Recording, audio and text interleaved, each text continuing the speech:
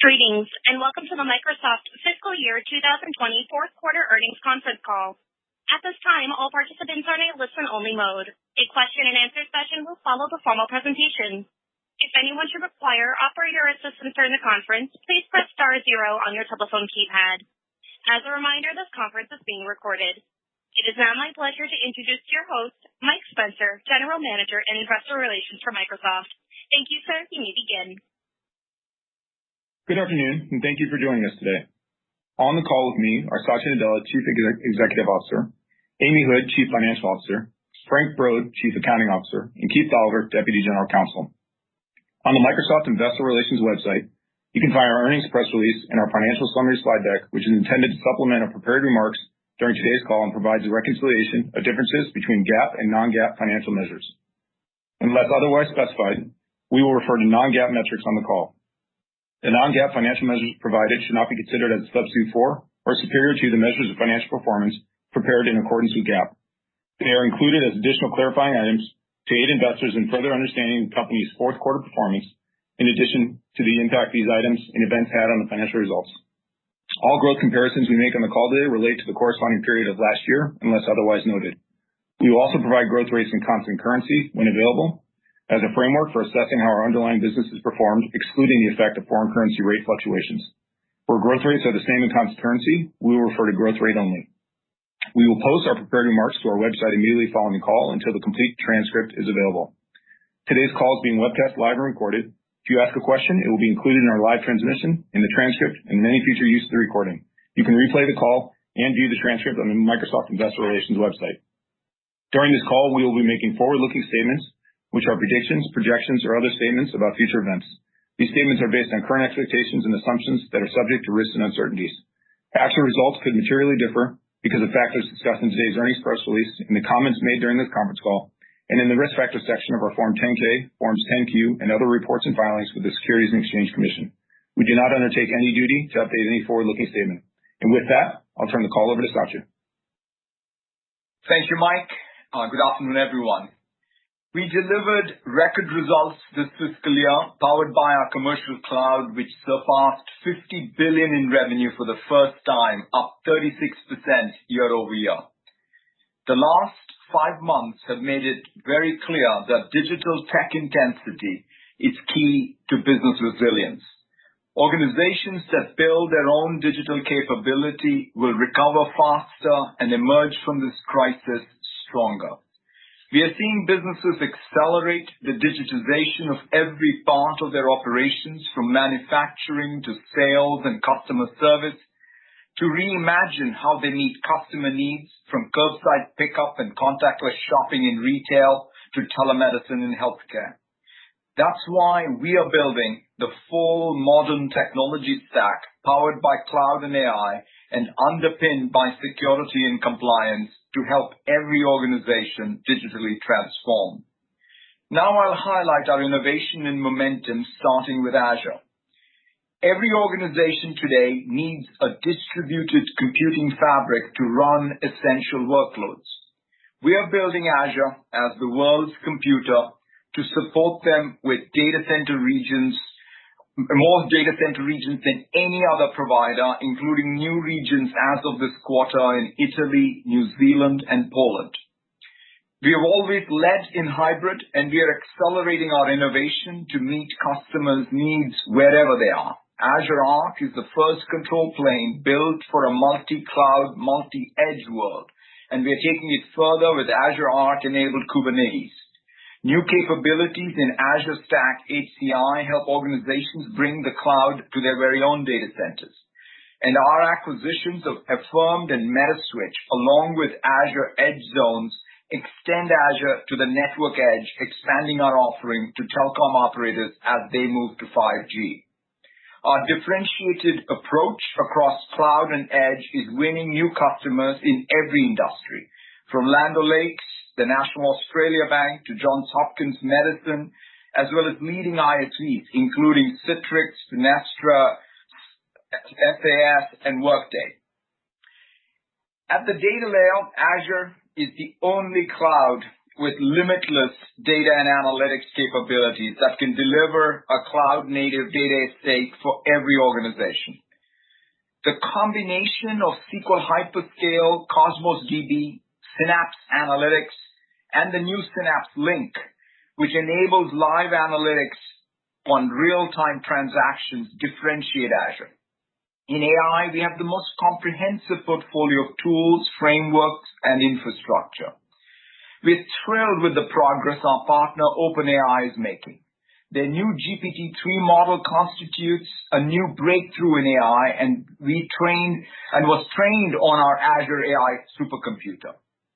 New capabilities in Azure Cognitive Services make it easier to build applications that speak naturally in 49 languages and its variants, and to generate insights from unstructured data, including paper-based forms and medical records.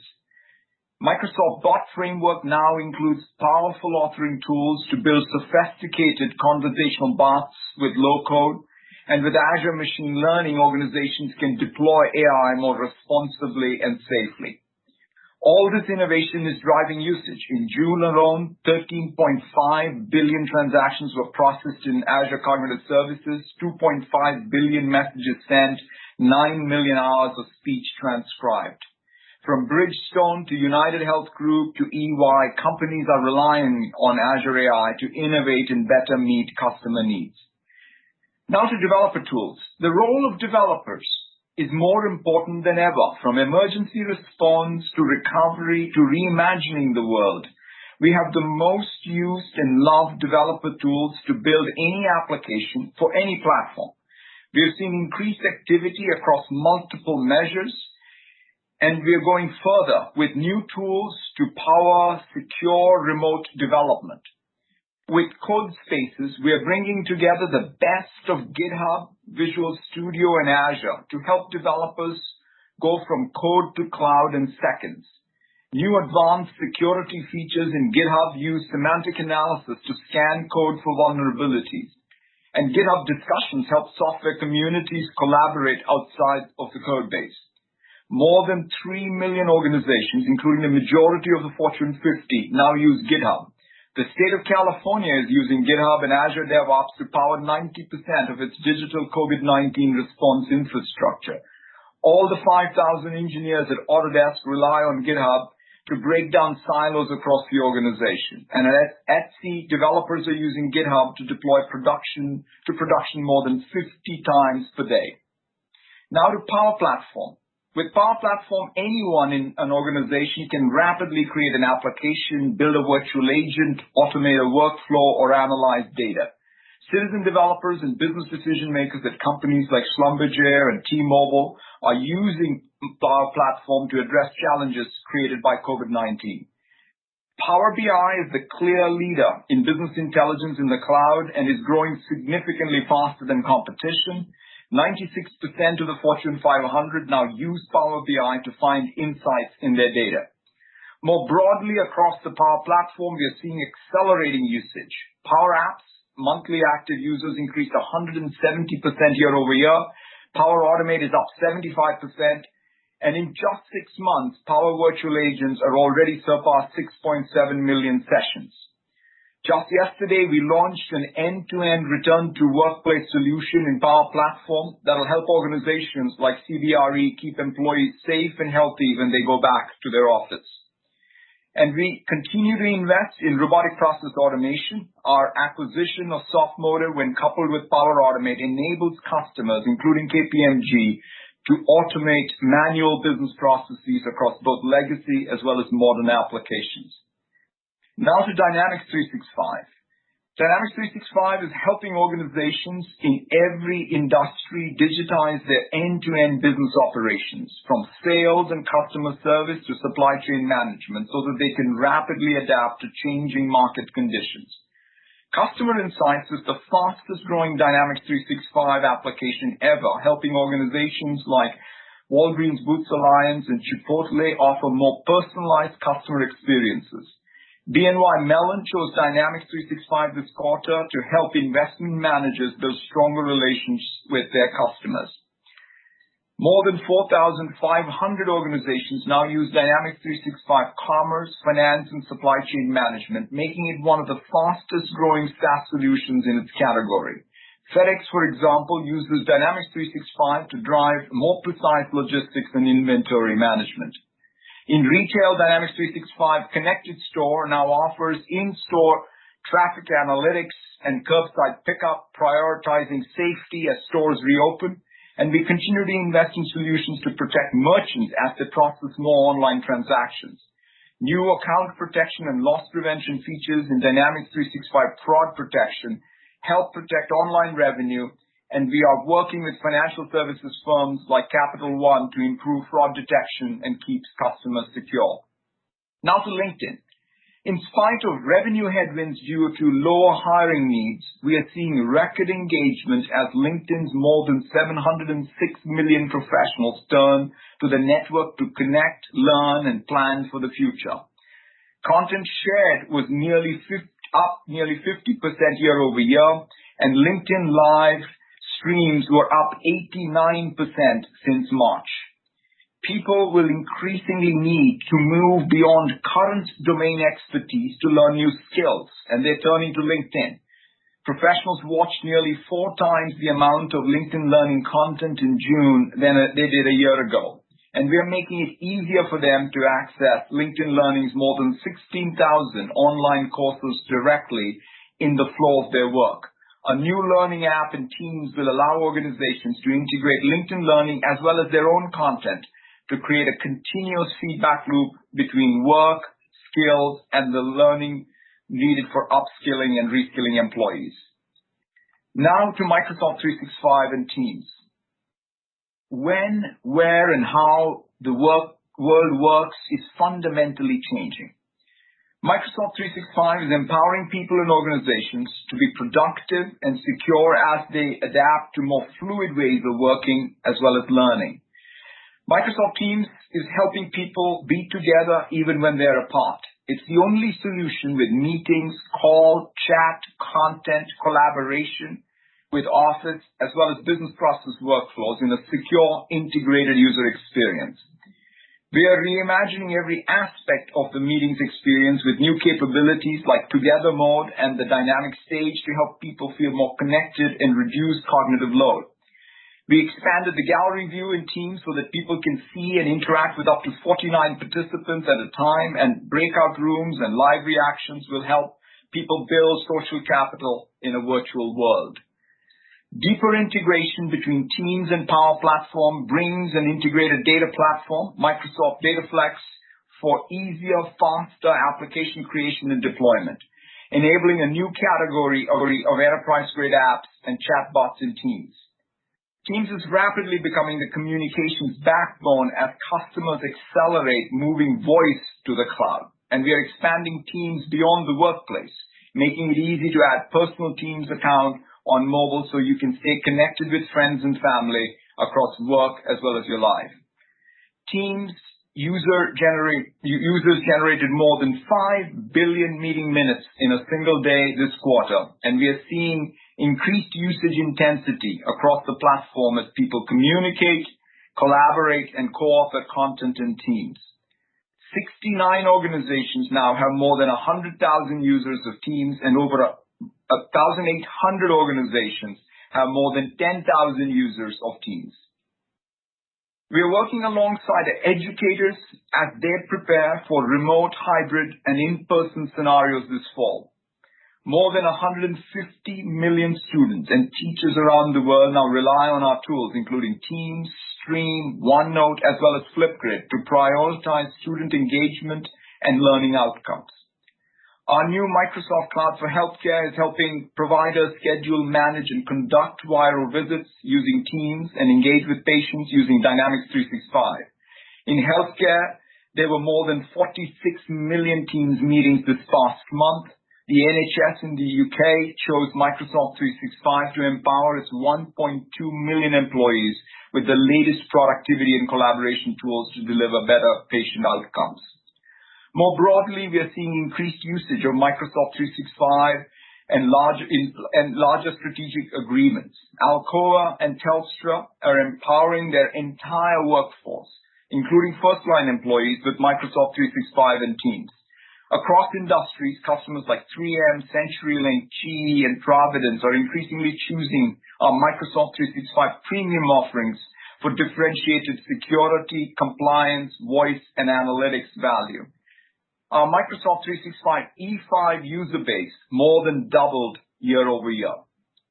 People are turning to Windows PCs more than ever, with minutes spent in Windows 10 up more than 55% year over year.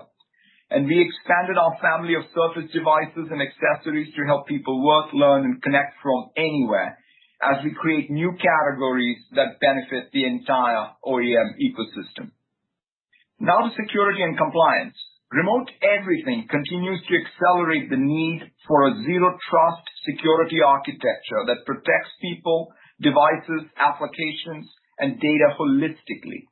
And we are the only company with an integrated end-to-end capability informed by more than 8 trillion signals each day.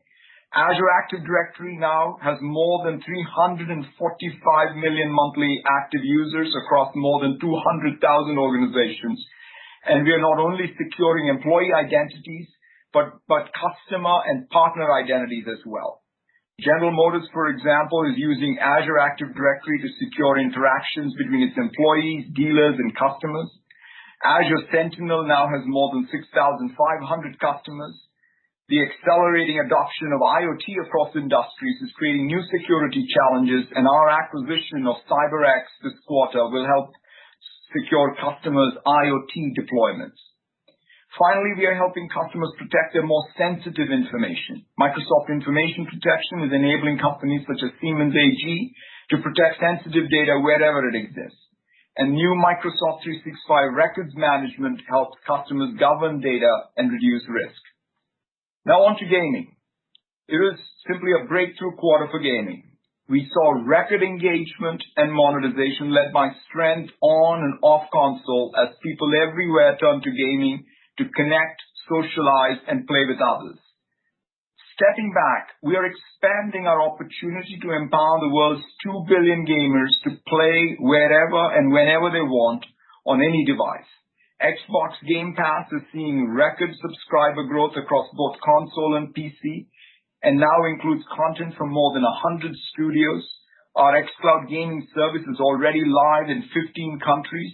And just last week, we announced that we will bring xCloud to Xbox Game Pass so subscribers can stream games to a phone or a tablet and play along with nearly 100 million Xbox Live players around the world.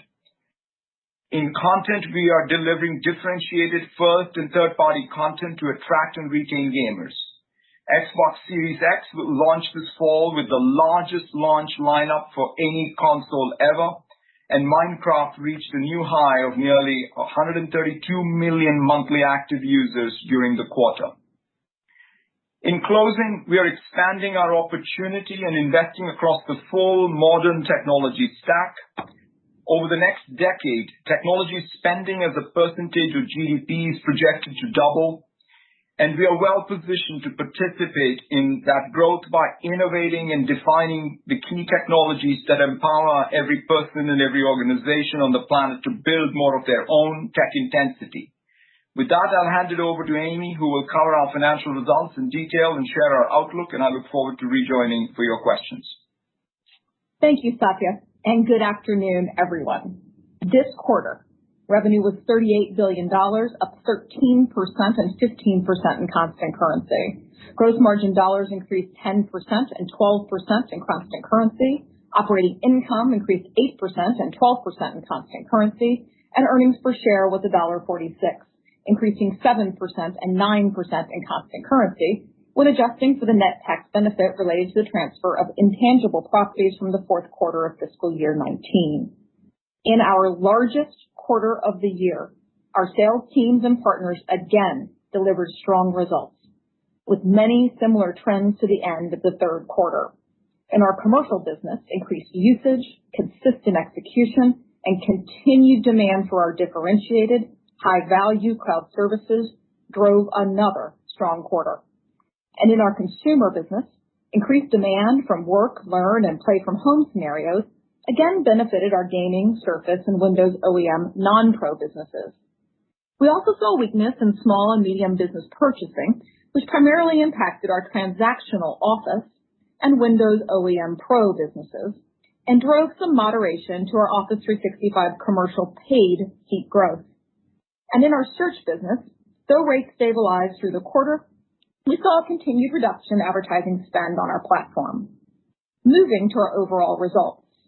Customer commitment to our cloud continues to grow. In FY20, we closed a record number of multi-million-dollar commercial cloud agreements, with material growth in the number of $10 million plus Azure contracts. And on a strong prior year comparable, commercial bookings growth was ahead of expectations, increasing 12% year over year, driven by consistent renewal execution and an increase in the number of large, long-term Azure contracts. As a result, commercial remaining performance obligation increased 23% to $107 billion. Approximately 50% of this balance will be recognized in revenue in the next 12 months, up 21% year over year, reflecting consistent execution across our core annuity sales motions. The remaining 50%, which will be recognized beyond the next 12 months, increased 25% year over year, highlighting the growing long-term customer commitment to our cloud platform. And this quarter, our annuity mix increased 4 points year over year to 94%. Commercial cloud revenue grew 30% and 32% in constant currency to $14.3 billion, surpassing $50 billion for the fiscal year. And commercial cloud gross margin percentage expanded 1 point to 66%, despite revenue mix shift to Azure and significant customer engagement and usage to support remote work scenarios. In line with expectations, FX reduced revenue growth by approximately 2 points and COGS growth by approximately 1 point. FX had no impact on operating expense growth, slightly less favorable than expected. Our margins this quarter reflect investments to deliver greater customer value in this challenging environment and therefore strengthen our long-term competitive position. We invested in capacity for cloud infrastructure usage, free trial offers for critical remote work scenarios, and flexible financing options across the ecosystem. Additionally, we re-envisioned our retail store strategy as we stayed focused on growing our investments in these strategic high-growth opportunities of the future. As a result, company gross margin percentage was down 2 points year over year to 68%, with additional impact from lower margin sales mix. Operating expense grew 13%, including a $450 million charge related to the realignment of our retail store strategy. And operating margins declined 2 points year over year to 35%. Now to our segment results. Revenue from productivity and business processes was $11.8 billion, increasing 6% and 8% in constant currency. Office commercial revenue grew 5% and 7% in constant currency, impacted by the small and medium business slowdown noted earlier, as well as a strong prior year comparable where 4 points of growth were from a greater mix of contracts with higher in-period recognition. Office 365 commercial revenue grew 19% and 22% in constant currency, in line with expectations, and was again driven by installed base growth across all workloads and customer segments, as well as higher ARPU. Demand for our high-value security and voice components drove strong upsell to Office 365 and Microsoft 365 E5. Paid Office 365 commercial seats increased 15% year over year, slightly below prior quarter trends. This reflects the strong adoption of free trial offers we made to enable customers to quickly adapt to needed remote work scenarios, as well as some growth moderation in first-line worker and small and medium business offerings. Office consumer revenue grew 6% and 7% in constant currency, as stronger than expected growth in Office 365 consumer subscriptions was partially offset by transactional weakness. As a result, we saw a significant quarter-over-quarter increase in Office 365 consumer subscribers, up more than 3 million to 42.7 million.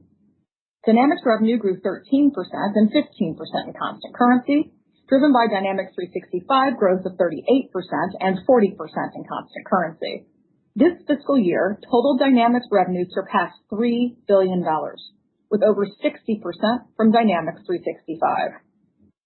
LinkedIn revenue increased 10% and 11% in constant currency as a weak job market materially impacted annual bookings in our talent solutions business, even as usage remained high. Segment gross margin dollars were relatively unchanged and increased 3% in constant currency, and gross margin percentage decreased 4 points year over year. Operating expense increased 10% and 11% in constant currency, and operating income decreased 9% and 5% in constant currency. Next, the Intelligent Cloud segment. Revenue was $13.4 billion, increasing 17% and 19% in constant currency, slightly ahead of expectations, driven by continued customer demand for our differentiated hybrid offerings. On a significant base, server products and cloud services revenue increased 19% and 21% in constant currency. Azure revenue grew 47% and 50% in constant currency, in line with expectations, driven by continued strong growth in our consumption-based business.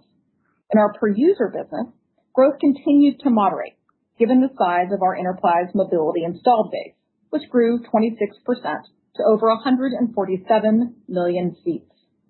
And our on-premise server business was relatively unchanged and grew 1% in constant currency, ahead of expectations, driven by strong renewal execution and continued demand for our hybrid and premium solutions.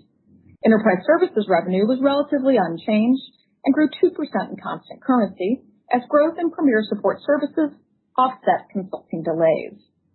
Segment gross margin dollars increased 19% and 21% in constant currency, and gross margin percentage increased 1 point year over year. Operating expense increased 19%, and operating income grew 19% and 22% in constant currency. Now to more personal computing. Revenue was $12.9 billion, increasing 14% and 16% in constant currency, with better than expected performance across all businesses as we continue to benefit from work, learn, and play from home scenarios. In Windows, overall OEM revenue grew 7%, benefiting from improved supply in April that met unfulfilled Q3 demand.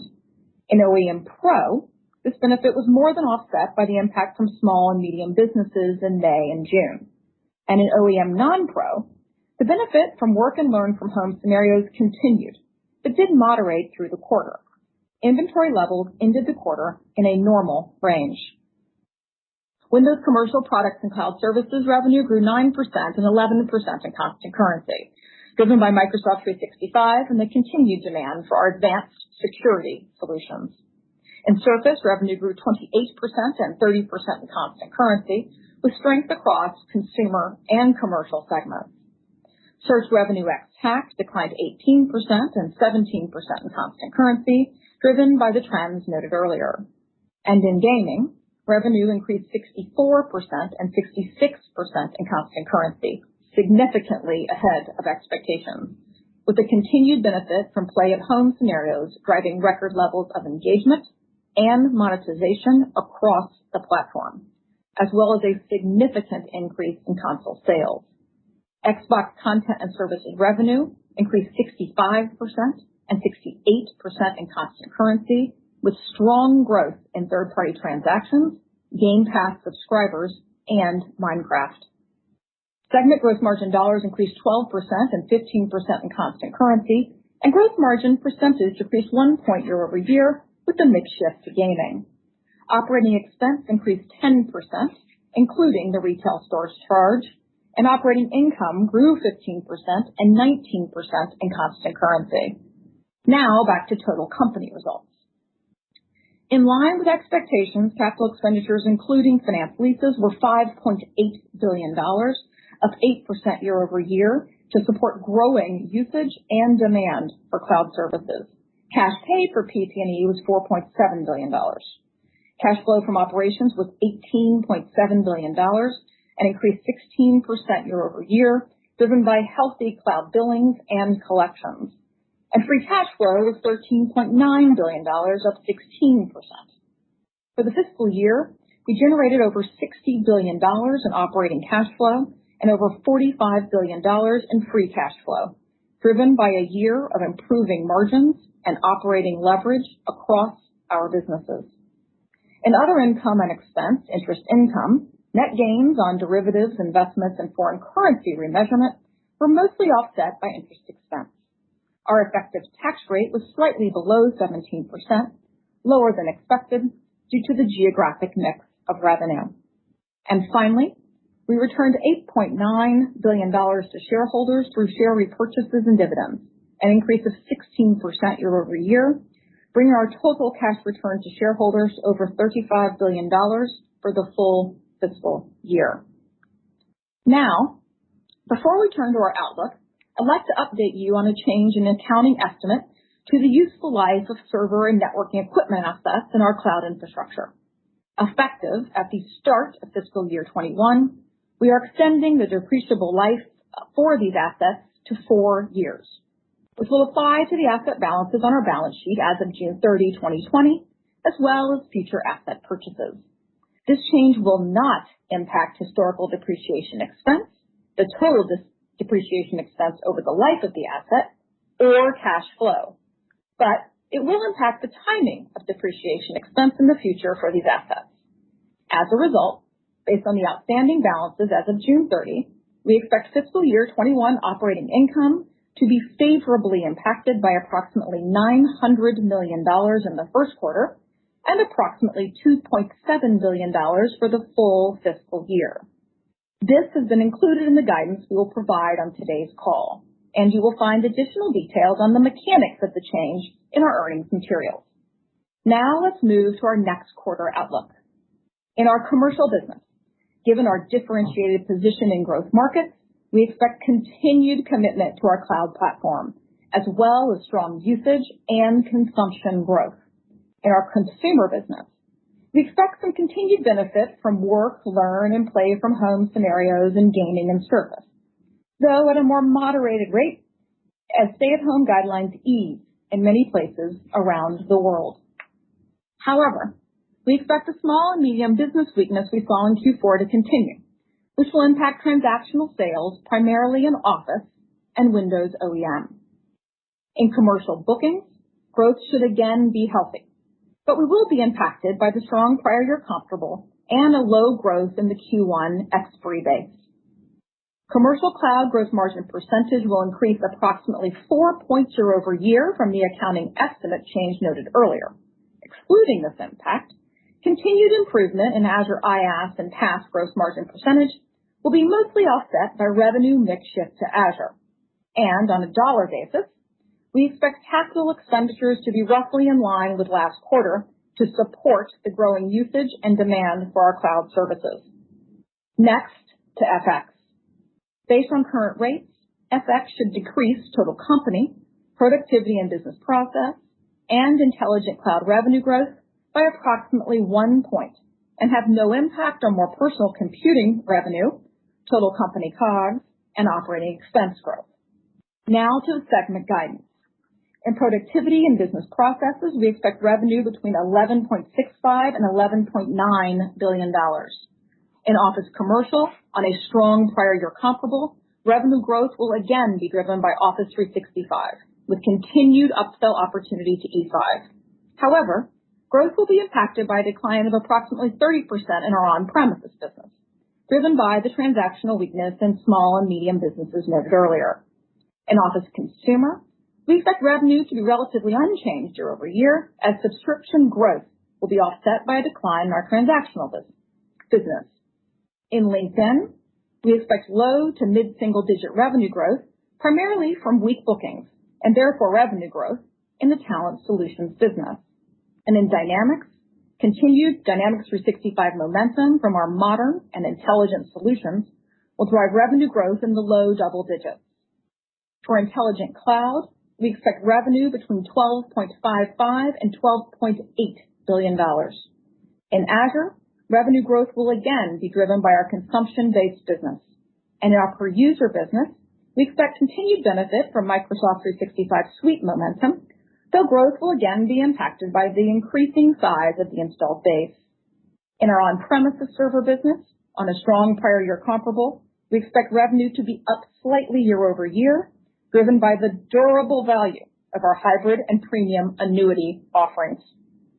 And in enterprise services, we expect revenue to be relatively unchanged year over year, similar to last quarter.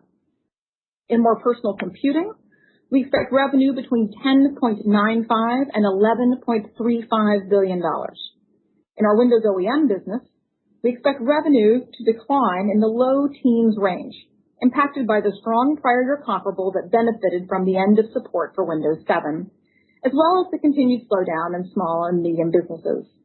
In Windows commercial products and cloud services, we expect healthy double-digit growth from continued Microsoft 365 momentum and the value of our advanced security offerings. In Surface, solid demand against a low prior year comparable that was impacted by product lifecycle transitions should drive growth in the mid-teens.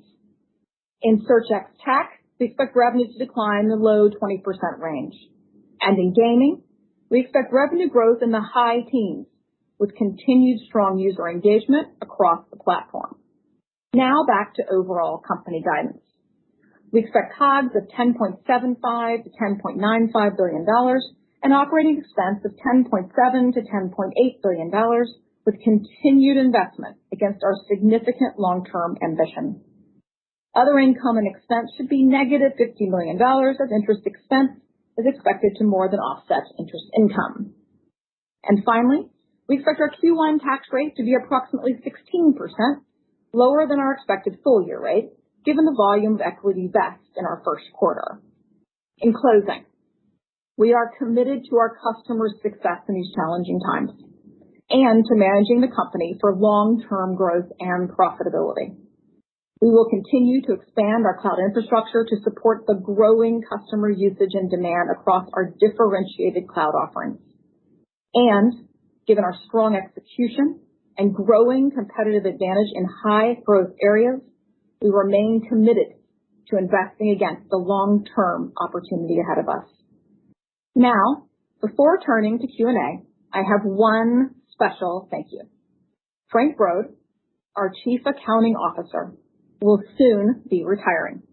And on behalf of the entire company, thank you for your significant impact and close partnership over the years. You played a key role in our success. And I'd like to welcome Alice Jalla, who has been working alongside Frank and I for many years as our new Chief Accounting Officer. Alice, we look forward to having you in this position. With that, Mike, let's go to Q&A. Thanks, Amy.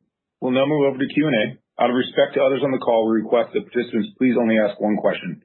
Operator, can you please repeat your instructions?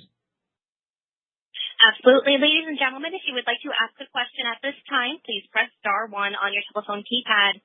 Confirmation tone will indicate that your line is in the question queue. You may press star 2 if you would like to remove your question from the queue. For participants using speaker equipment, it may be necessary to pick up your handset before pressing the star keys. Our first question comes from Keith Weiss with Morgan Stanley. Please proceed. Excellent. Thank you guys for taking the question in very nice order.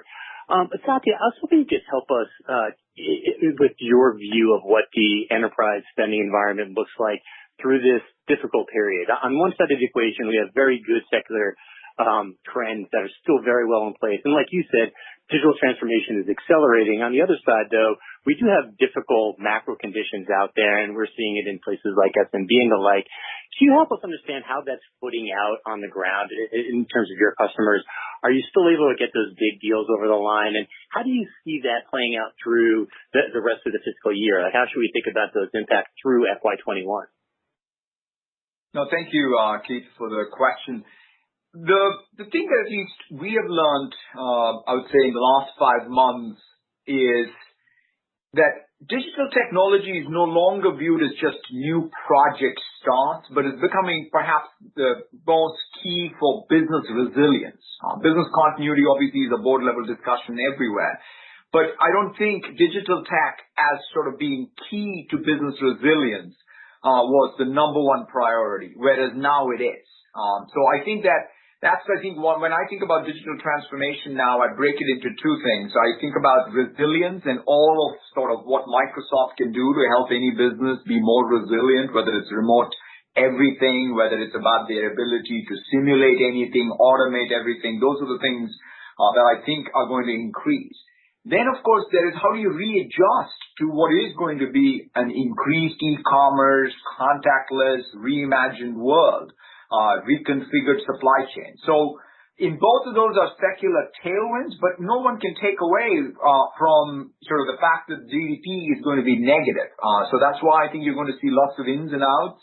But digital technology and digital transformation itself is going to be pretty key, and therefore we are very focused on sharpening the value proposition of every part of the stack I described and making sure we are there for our customers as they navigate these tough times. And Keith, that's just to add to that a little bit, and I think you saw that in our bookings growth for the quarter, and increasingly, I think people will start to focus as well on the remaining performance obligations. You're starting to see this commitment both in the next 12 months and then in the 12 months past that. And so we are obviously, you'll see some volatility in that from the longer term, larger contracts we had talked about, but we did in Q4 have more of that closed than we anticipated. Excellent. Thank you, guys. Thanks, Keith. Operator, we'll take the next question, please. Thank you. Our next question comes from Heather Bellini with Goldman Sachs. Please proceed. Great. Thank you so much for taking the question. I was just wondering, Satya and Amy, just given the success that you guys having, expanding your footprint with customers, is there any sense that you could share with us kind of that, some people talk about net expansion rates, right? Just wondering if you guys have a way of helping investors think about kind of the net expansion rate from your existing customers on an annual basis, just given the success you're having with things like Azure Hybrid Benefits and migrations to the cloud. So any way for us to help, think through that would be really helpful. Thank you. Amy, maybe I'll start and then you can add. I mean, the way at least we think about the core, Heather, as far as how we're architecting what we're doing here. And that's one of the reasons why even I structure my remarks the way I structure them, which is each of these layers is being built, obviously, to reinforce the other layer, but each layer is independent. And we recognize that enterprises are very heterogeneous. They're going to choose multiple layers from multiple vendors.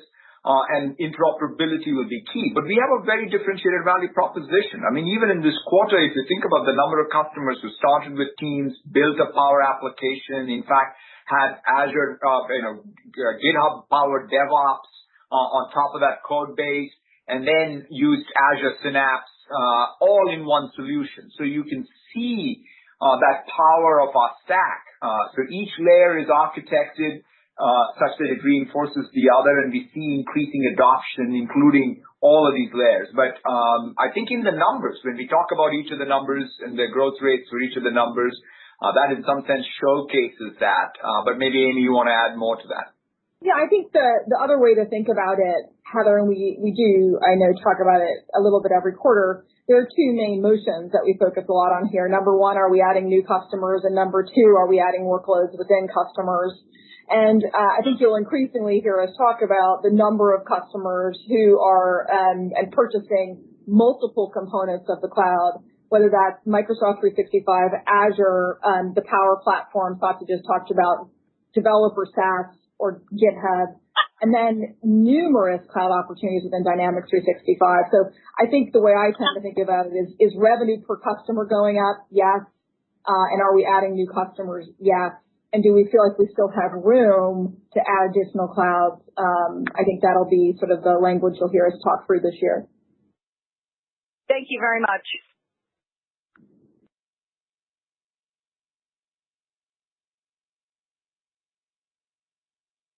Thank you. Our next question comes from Mark Moerdler with Bernstein Research. Please proceed with your question. Thank you very much for taking my question, and congrats on the quarter. Amy, cash flow from operations has been an area of concern across the software industry, with some companies reporting payment delays, requests for extended payments, etc. This quarter, your CFO was a strong standout. What do you think is the reason for the strength? Is this a function of the channel or enterprise exposure or something else? Any data, any information would be appreciated.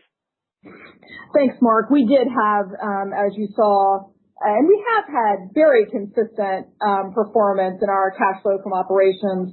And I think a lot of that, as you've noted, has to do with where that strength is coming from, which is overall its cloud billings, its usage, its consumption-based growth. We do have, as you noted, a lot of exposure to enterprise that has tended to perform quite well. And we did extend, and I mentioned it in our call, in the prepared remarks, a lot of financing options to customers as well. So I feel like we are taking an appropriately balanced approach here and really focusing more on customer enablement. And so, we could see some impact, but I think the broad portfolio, Mark, and broad geographic exposure probably has benefited us on CFO. And broadly, we will be very much optimizing for helping our customers through this period and our own share. Yes. That makes sense. I appreciate it. Thank you again. Thanks, Mark. Operator, we'll take the next question, please. Thank you. Our next question comes from Kirk Materne with Evercore ISI. Please proceed with your question. Yes, thanks very much. Amy and Satya, you noticed the strong growth in the E5 SKU around Office 365 over the last year. Can you just talk perhaps a little bit more specifically about how Teams is perhaps changing the discussion around productivity more broadly, how that's maybe raising your profile even more from a strategic perspective as customers start thinking about how sort of collaboration is going to change in this new world, both in the short and the long term? Thanks. Sure, Kirk. The approach we took with Teams always was to not just think of this is just a chat application, right? I mean, we thought about messaging obviously is important, but we said, okay, if we have to reimagine how people communicate using both chat as well as video, and then most importantly, how people collaborate in meetings, outside meetings, before and after. So that's sort of the second element. And third, think about business process and workflows terminating inside of this scaffolding of Teams. And then building it with the same compliance and security base of Microsoft 365. So absolutely. So first of all, Microsoft 365 has entered many new categories. They're all part of our Microsoft 365 value. And so with that and the architectural coherence of Microsoft 365, because in some sense, complexity, security risk, management costs, these are all real things for enterprises, especially if you've got to go remote everything. So I feel that we have a great value proposition for customers at a time of most acute need where they want to go remote, they need that flexibility when there is hybrid work, and yet they want the low-cost management and high security and compliance. So I think we have a differentiated offer there. And I'll turn to Amy if you wanted to add anything to that as well.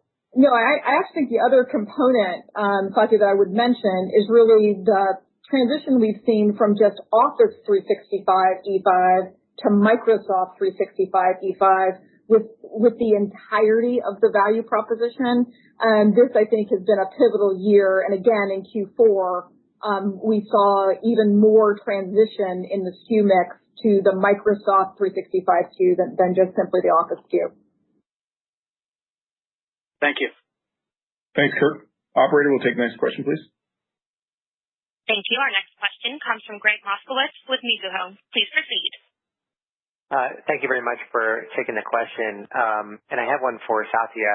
I'm curious how you would assess the net impact of the current environment on Azure, inclusive of potentially lower consumption growth among highly impacted industries and, of course, the per seat moderation in EMS, offset by some acceleration in digital transformation more broadly among other customers. In addition, I was curious if you're seeing more pay-as-you-go type arrangements for Azure than you were previously. Thank you. Thanks for the question.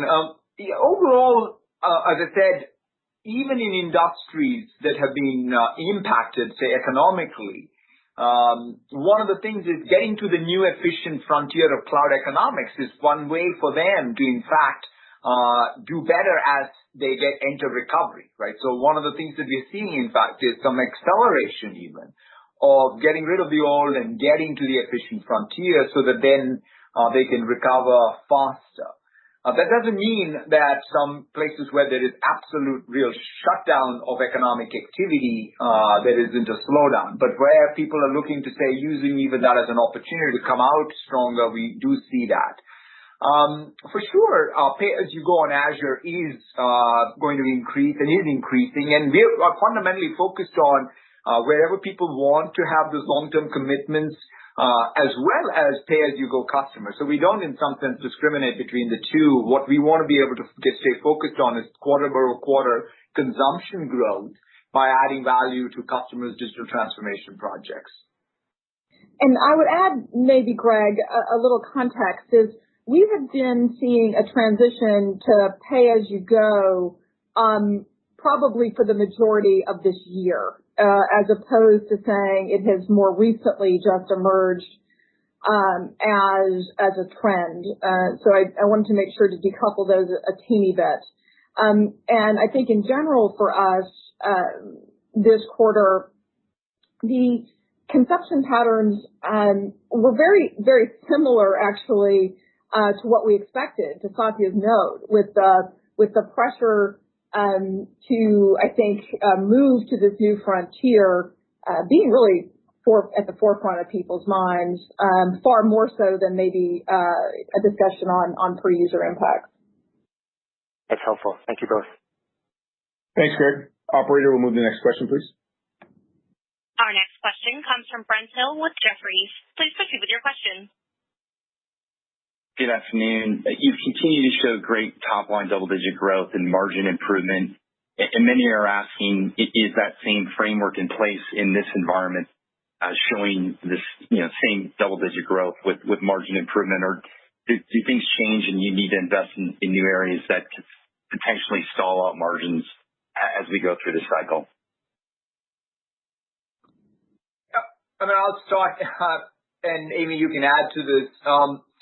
The way I would say, Brent, is that our focus, especially given that, what is it, GDP is -10 in the world, and you pick your time frame. Right now, what I would like us to focus on in the interest of our long-term investors is to say, how can we build this modern tech stack so that it can really capture both, help customers transform, be resilient, and help us get into new categories and build a strong position in those categories. So my own approach to this would be not to worry as much about short-term, whether it's the growth number, because when you're growing compared to where GDP is healthily and competitively, the growth number is high. I'm not trying to match some artificial double-digit growth number. And nor are we trying to sort of think about a margin, target, because in some sense, the world needs to do well for us to do well in the long run. And I think the world will come out of this and we will be stronger if we invest during this phase.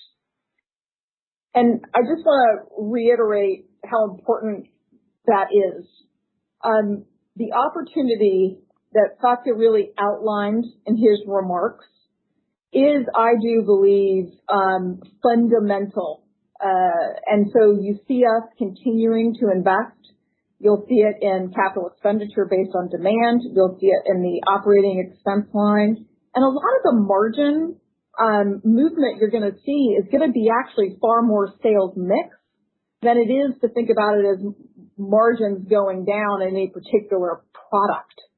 So for me, it's really about, in every product, are we investing with a strong position, with a clear view of the future in a way that we can be a more important part of every customer's budget.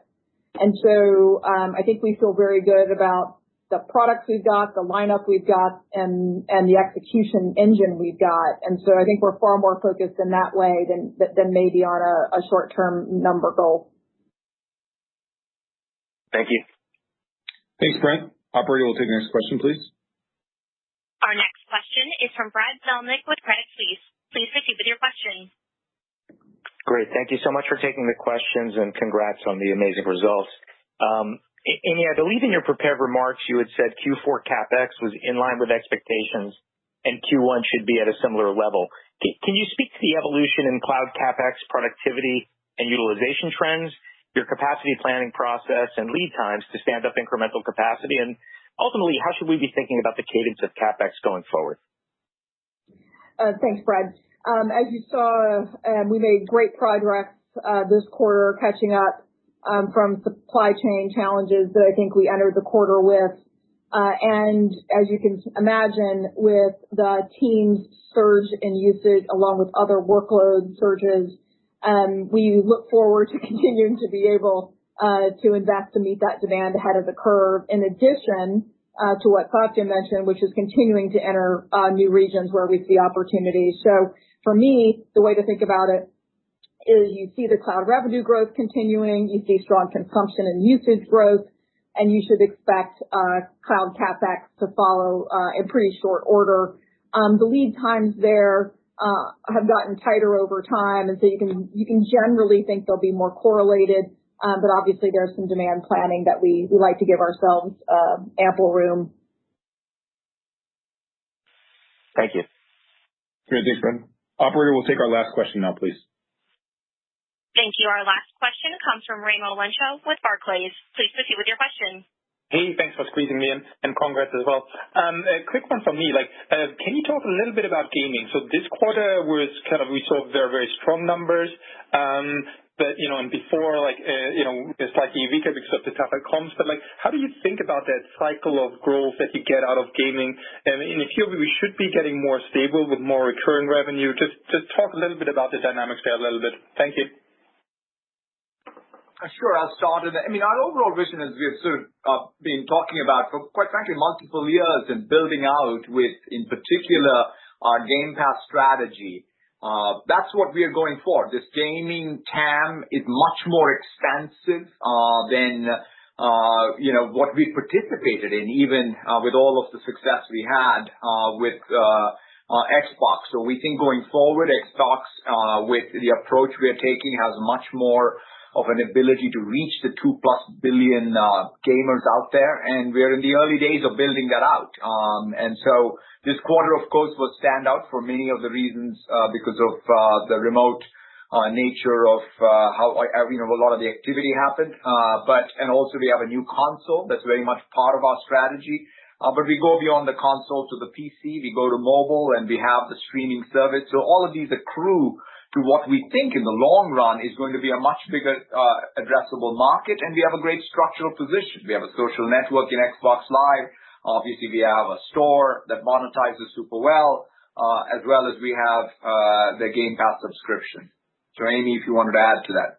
Maybe just a few things, which is when I think about gaming and where we are at this point, the reason it's so exciting is I think this quarter reinforces that we have such platform strength built on the view and the support we have of fans of the console. We've extended that and begun to extend it to the PC. We're extending it to mobile. That platform strength will drive this more annuity-like behavior that you're thinking about, which is great. And we saw that in the Game Pass subscription growth, again, this quarter, building on that base. But then the third-party titles will drive some volatility, but that volatility is just reinforcing of the position we have, and I think the long relationship with fans. So I think we're all pretty excited. I think Satya called it pivotal. I think it certainly is, and we're certainly looking forward to the next console release as well. Thank you. Great, thanks, Ron. That wraps up the Q&A portion of today's earnings call. Thank you for joining us, and we look forward to speaking with all of you soon. Take care. Thank you, everyone. Thank you, everyone. Ladies and gentlemen, this does conclude today's teleconference. Once again, we thank you for your participation, and you may disconnect your lines at this time.